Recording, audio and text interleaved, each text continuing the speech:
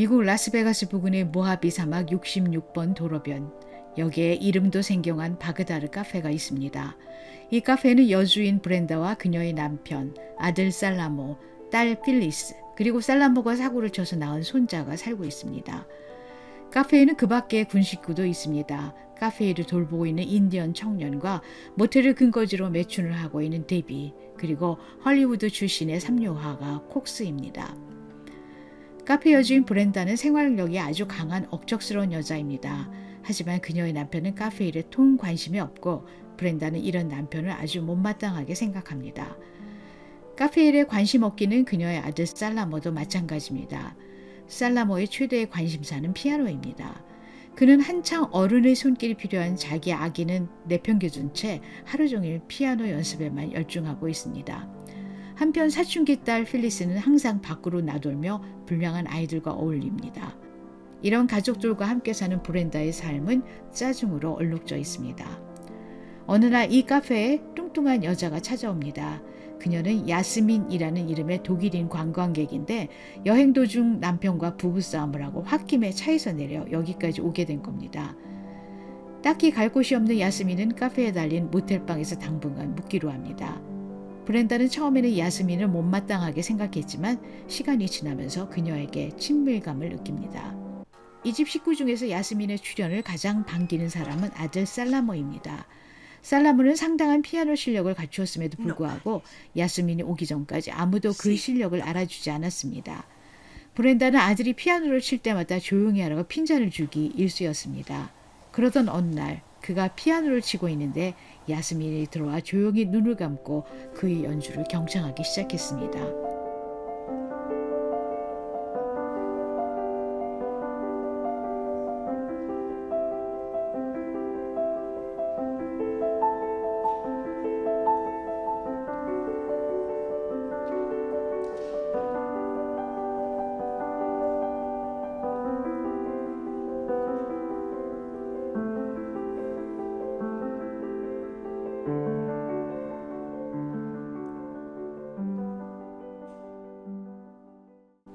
콕스는 야스민이 눈을 감고 음악을 감상하는 모습을 보고 완전히 그녀에게 반하고 맙니다.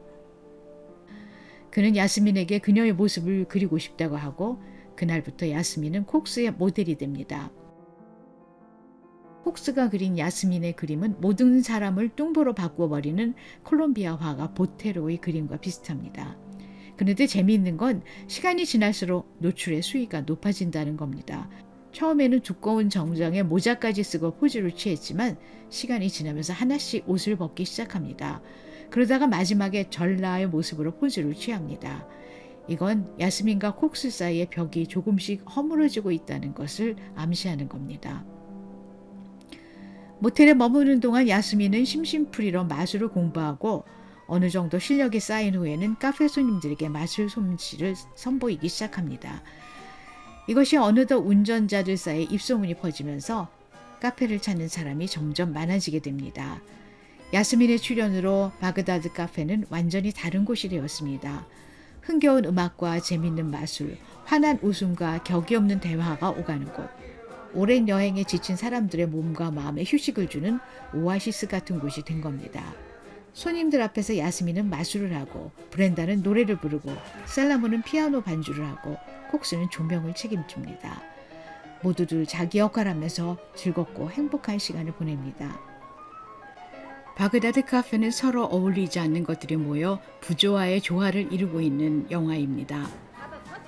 바그다드와는 전혀 아무런 연관성도 없는 카페 이름도 그렇고 뚱뚱한 독일 여자가 뜬금없이 마술을 하는 것, 콕스가 그린 그림이 보테르의 그림을 연상시키는 것, 그리고 매춘부 데비가 읽는 책이 토마스만의 소설 베니스에서의 죽음이라는 것도 그렇습니다.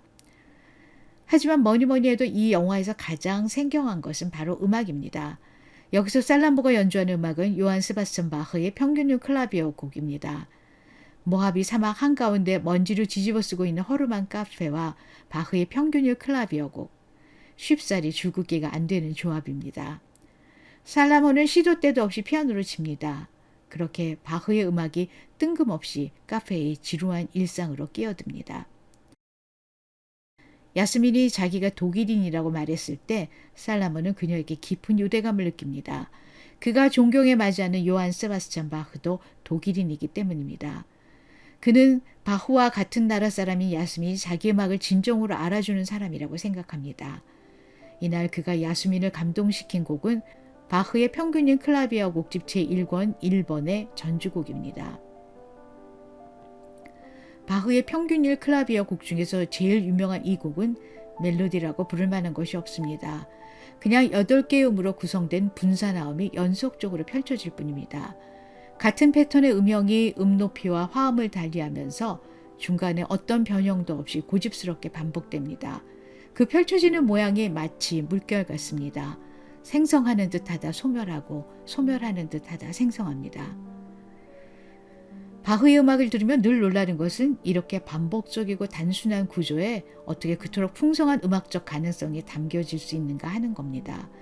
우리는 그 안에 무수한 멜로디, 무수한 리듬, 무수한 화음을 담을 수 있습니다. 프랑스 작곡가 구노는 이 곡에 아베 마리아라는 멜로디를 담았습니다. 바그다드 카페의 살라몬은 자기 기분에 따라 이 곡을 다양하게 변주해서 쳤습니다. 그는 주로 리듬과 템포의 변형을 시도했습니다. 처음엔 아주 빨리 쳤다가 다시 마음을 고쳐먹고 보통 빠르게 부드러운 레가토로 시작합니다.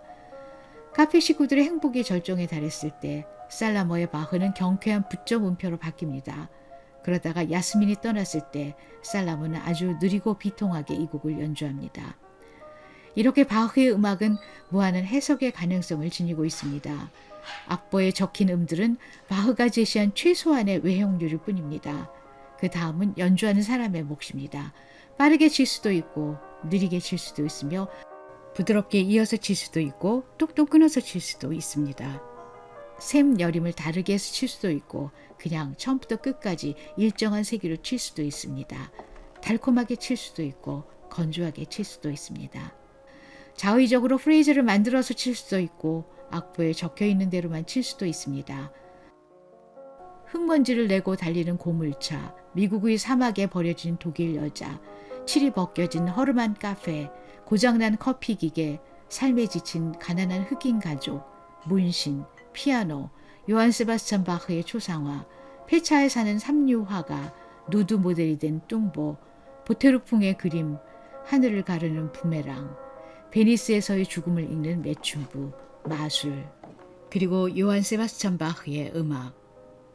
서로 어울리지 않는 이 모든 것들이 바그다드 카페에 있습니다. 그러나 어디에 던져놓아도 자기 자신의 꽃을 피우는 바흐 음악의 생명력은 여기서도 빛을 발합니다. 가끔 브렌다의 핀잔으로 중단되기도 하지만 바그다드 카페에 시도 때도 없이 울려 퍼지는 바흐의 음악은 이 모든 부조화를 조화의 영역으로 끌어들이는 구심점이 됩니다. 바흐의 음악 덕분에 야스민은 살라모의 영혼을 사로잡고 콕스의 예술원에 불을 지릅니다. 그렇게 사막의 오아시스 안에서 낯선 것들이 차차 익숙한 것이 되어갑니다.